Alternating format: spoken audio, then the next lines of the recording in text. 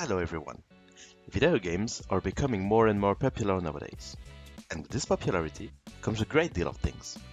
The democratization of video games showed an improvement in the general opinion and consciousness about people who play video games.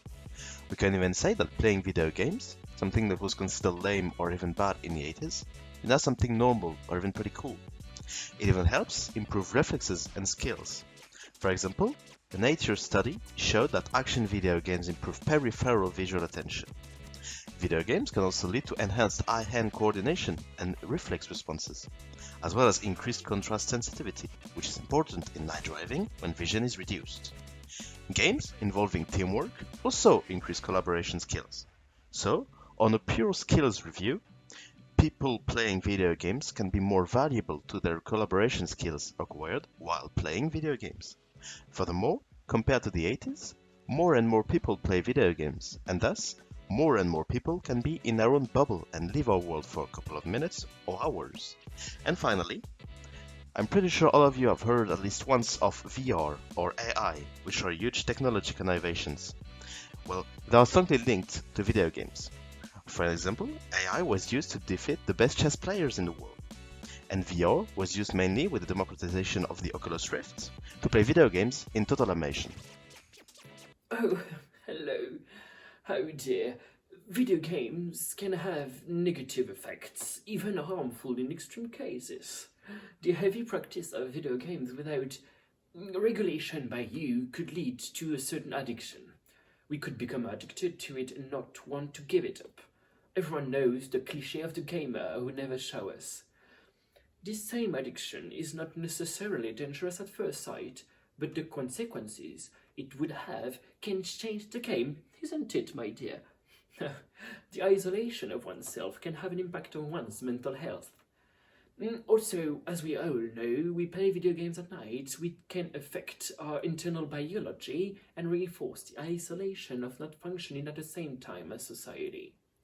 For more harmful than dangerous effects, in some rare cases, video games can lead to a real violence towards others and toward oneself, since many games deal with war and weapons. Also, without parental control, these games can have a certain influence on children and their behavior. In 2022, if there are many technological evolution and the blossoming made possible by video games, we must not forget certain aspects to regulate ourselves, even if it's our job. Nowadays, beyond the positive and negative impacts, video games have provided new opportunities for gamers. It is possible today to make a career behind his screen, like a great streamer known as Squeezie or Gotaga. Where in the past, playing intensively led only to the isolation of yourself, today, for some cases, it has allowed them to develop, to build a real community, and of course to live more than conveniently. As a matter of fact, some players, as mentioned before, started by playing in an intense and addictive way, but this rhythm has transformed them today into businessmen, able to organize events of real size like the GP Explorer. It is then rather encouraging to see that in some cases, the video games, even if they are consumed in an addictive way, can lead to a very amazing future. Oh, hello again, dear. On a personal note, I've never encountered any negative problems related to my video games playing. I always had my parents' approval or my own judgment, which allowed me to step back. I've always taken nothing but positive things from it, because it has served as an outlet for me, but also as an additional link with my friends.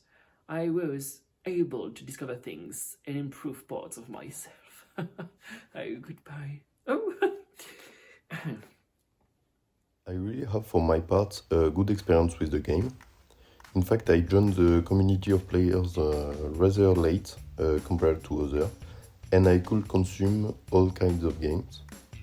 It allowed me to share a good moment with friends, enjoy my free time, but without ever seeing a bad side appear. In my opinion, video games always have been a part of my life. In fact, I've been playing all sorts of video games since I was little. I've grown up with video games, and it still is part of my life.